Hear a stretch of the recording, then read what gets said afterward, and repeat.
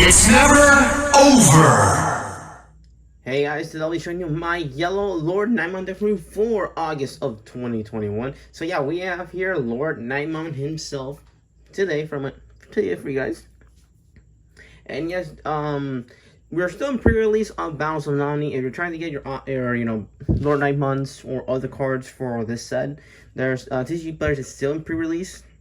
So you gotta wait for that, which I'm gonna do. I wish everybody could get their cards in time and stuff like that, so they can try these things and see if this is, meta related or gonna be something really good. But overall, I really did enjoy this deck, even though this is my first, and I mean my first yellow deck that I ever built. Like, I'm saying my first yellow deck because I always wanted to do yellow, but I never got the chance to make yellow in last set, and shenanigans like that and whatever things that happen. So this is a very fun build just to play around with, to try yellow. A more competitive one I might make in the future, but this is something that I just put together just for fun.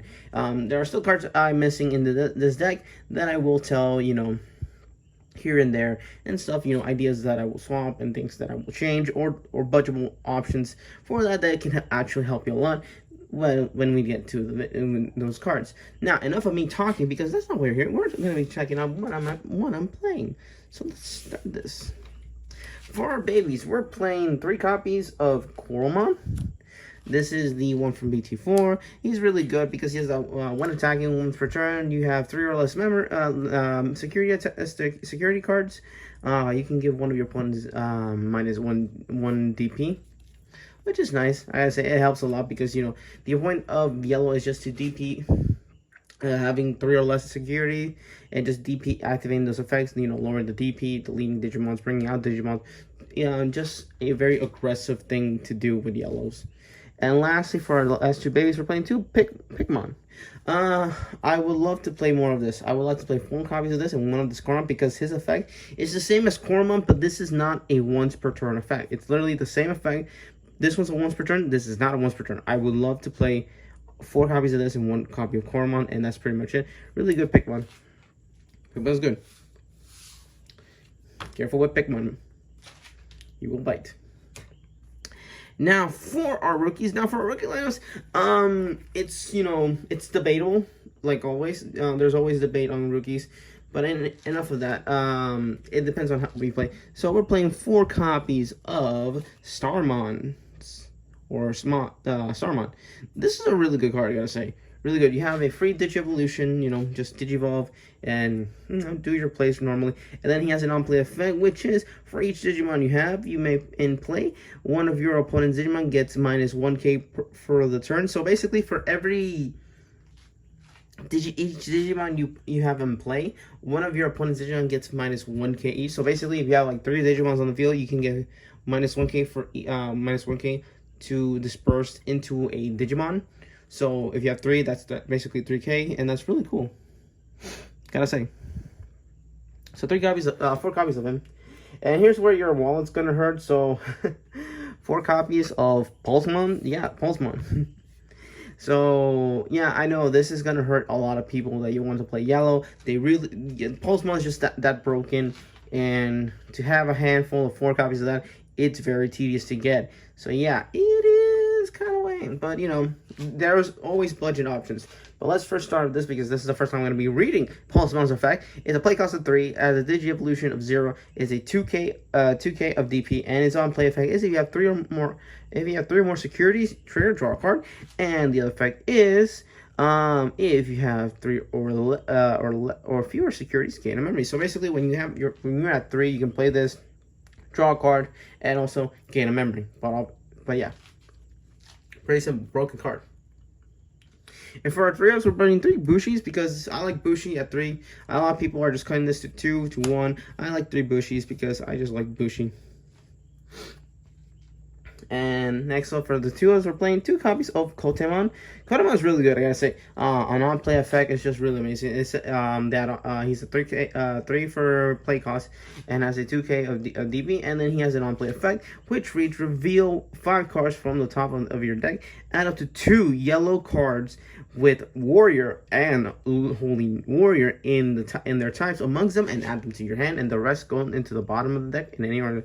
This is such a good card because literally It gives you access to your Knightmon, your Gladiusmon, your LordKnightmon, all the knights that you need.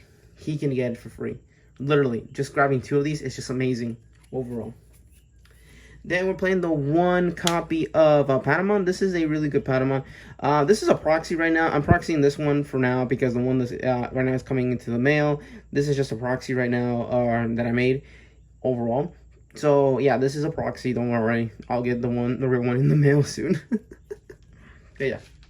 Really good Patamon. Its play cost of 4, has 2 DP, and it reads, on play, if you have 1 or fewer security card, you can trigger this effect. Recover 1. Place 1 card from your deck into the security pile, and that's pretty great because literally, if you're like at 1 or nothing, that just helps you a lot. And lastly, we're playing the 1 copy of Lucimon. The only copy of Lucimon that I have is a playtest, and everybody knows what happens when you use this with Angela Woman or literally with LordKnightmon. On play effect, recover 1, which is really good, which is nice, and just a 10k beat stake. It's great. So that's pretty much it for all the rookies. Would I play more rookies? Yes, I would love to play more rookies in this deck. Just to have enough rookies just to bring out right now. Because we have, like, Postmon is a very crucial card in this deck. But I know a lot of people can't have access to this. Or even the Patamon. This Patamon also. So for recommendations, I will play the Renamon. The one that on play gives -1 security check to your opponent. To swap for the Pulsemons. For the Patmon, I would recommend using the Star Deck Patmon, or use a 3rd copy of Kotemon. That's pretty much it. So you can easily search more about your searches for LordKnightmon and the Knights and all that shenanigans that you want. So that's my opinions of what you can use for a budget build.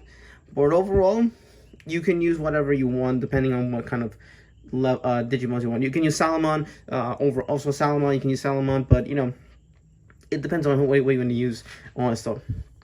And then for the Pulsemon, Renamon, get on play, give one of your opponents -1 security, which is really good. That's pretty much it for the rookies. Now for the champions. We are it's a very small package of champions that we're playing. The reason, but it is what it is. So we're playing 4 copies of Patamon. Patamon is just really good of a 1-cost Digivolution for a blocker. It's just really great. I just love it. And then we're running 4 copies of Terupimon, which is really great. Gotta love this guy. It's really so good. Just that 1-cost evil is really good and helps a lot with the deck. And I just mean it does a lot of help. And then lastly, we're playing 2 copies of Gladiumon. Gladiumon is the same thing. This is the same. Gladiumon is from the new one from the Battle of the It's a play cost of 4, has 4k of DP, has a 2 of Digievolution, and has the same effect as TK. But this is, instead of, you know, any card, it has to be a Holy Warrior. Or a warrior or a holy warrior. Then you can trigger the effect to have a recovery of 1, which is to that.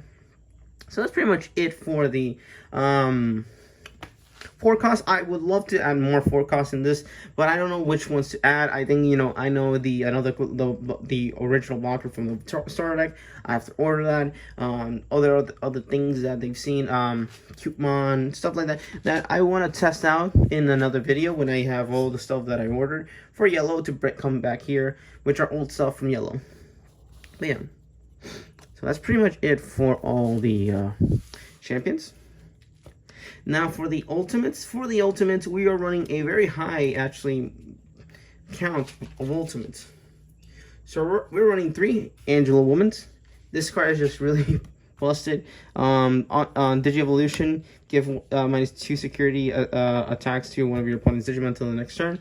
Then he has the Hera effect. When attacking, you have 3 or less security. Play a level 3 Digimon, so easy enough access to Lucimon, Pulsemon, many other things like that. So that's really great. And combine this with LordKnightmon is basically a +2. Speaking of Knights, we're playing 3 copies of Knightmon. I would love to play 4 copies. I only have 3, but 3 is working fine for me. So it has a play cost of 7, 3 to Digimon, 7k of DP, and it has an on-play effect. One of your opponent's Digimon gets -4k for the turn, which is really cool. And it's not bad. It's really good because when you have LordKnightmon on the field, his effect when you attack, you can play a holy warrior. I mean, a warrior or warrior for free, and you can play easily Knightmon for free and give a 4K minus 4K to one of your opponent's Digimon, which is really cool. And then 2 War Groundmons, just really great card. Love it. Overall, great card. Love it.